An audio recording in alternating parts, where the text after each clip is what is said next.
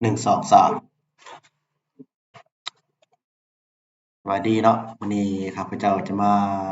แนะนำวิธีการเอาข้อมูลเข้าฐานข้อมูลองค์กรที่ดินเนาะสิ่งที่จะต้องมีหนึ่งมากก็คือเว็บไซต์ของกรมศุลกากรที่จะปลดเข้าฐานข้อมูล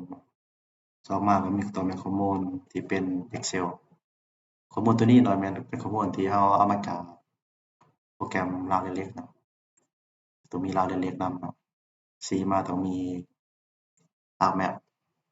ที่เรา export มาจากโปรแกรมราวเล็กๆนี้เนาะที่ว่ามีอยู่4ไฟล์เนาะเราจะมาลองเริ่มปลดกันเลยเนาะว่าเราสิใช้เวลาจักนาทีตัวอย่าง copy อะเนาะส่วน C แปลงเมือง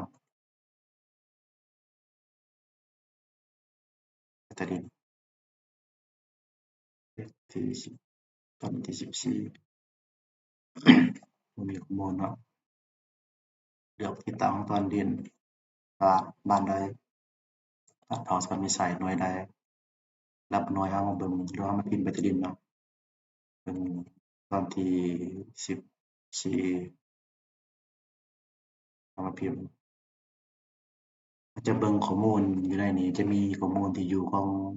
งผู้อยู่ผู้นำสายที่ดินเนาะก็จะมีหน่วยของที่อยู่แล้วก็มีประเภทที่ดิน2หรือว่าดินกสิกรรมหรือดินนาดินสวนอย่างหนึ่งเนาะบ้านอยู่กับที่อยู่มันอยู่บ้านเอาถ้าไม่ใช่หน่วย10เดือนเป็นที่ปรึกษาอยู่อาศัยถนน8 ปีต้องสายหลักเนาะทำมาเลยถอนกันเลยมีแต่ copy เอาชื่อเจ้าของดินเข้าไปอันนี้นะมันเลือกแบบโดยใช้เนาะส่วนบุคคลหน่วยอาชีพเนาะ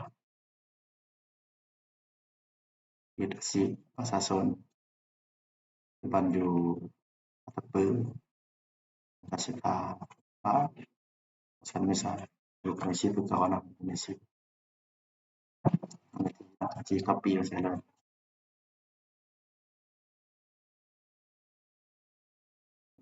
1,306ผมใช้ช่องบอนไปทาก็ได้แล้วก็เก็บเพิ่นราคาที่ดินทุกที่ปรึกษาบัตรที่ใช้ตอนสายลับเป็นตอนสิเป็นเบตอนสายลับสรุปเป็นตัวนี้เนาะจากนั้นก็ปักหมุดเนาะวิธีการปักหมุดตอนที่14แผ่นนี้เนาะตอนที่14สังเกตดูตอนตัวนี้เนาะ copy เอาค่าพิกัดลองติดตูดแล้วมาใส่ในการปักหมุดนี่บ่จำเป็นต้องไปซูมเอาตอนบินก็ได้เนาะก็ copy เอาค่าพิกัดมาใส่ได้เลยเนาะค่าพิกัดครับประเภทที่ดินทุกสร้างเป็นกับเทศบาลเมืองในเมืองชานเมืองเขตชานเมืองเนาะ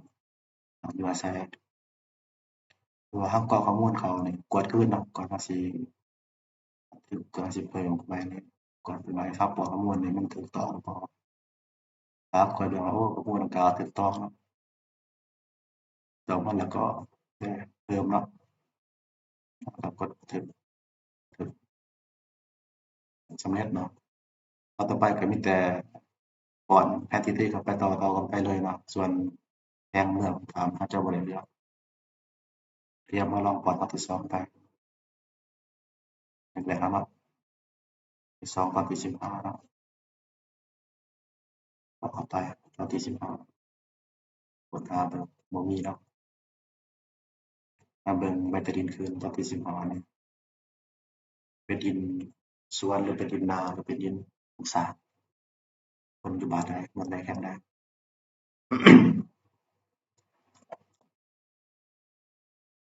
เอาหน่อยหนึ่งเนาะ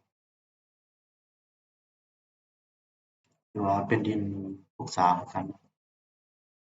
10กันเนาะอยู่บ้านด้วยทรายถนนสายหลัก10คือเก่าเนาะบ่ได้เปลี่ยนแปลงในตอนนี้คือเก่าเลยเนาะเปลี่ยนแปลงแต่ชื่อ สูตรของดินสูตรของดิน10มหาส่วนใน10มาคิดกันใน10ที่อยู่ใน101นาทีเนาะที่33ก็อยู่ใน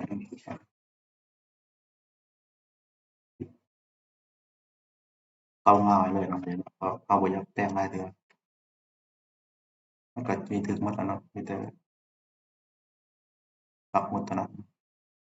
ก็ที่15ตอนนี้เนาะน้อยๆเนี่ยCopy เอาปรับใส่เนาะ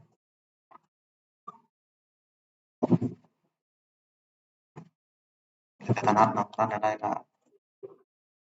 เฮ็ดเนาะพอแต่มันแล้วข้อมูลเขียนบ้านต่างๆปักหมดแล้วเนาะอันนี้นาทีแล้วต้องใช้มันคือเก่าเนาะเรียกว่าเพิ่มก็สำเร็จเนาะแค่2ตอนเบิ่งว่าใช้เวลาจักนาที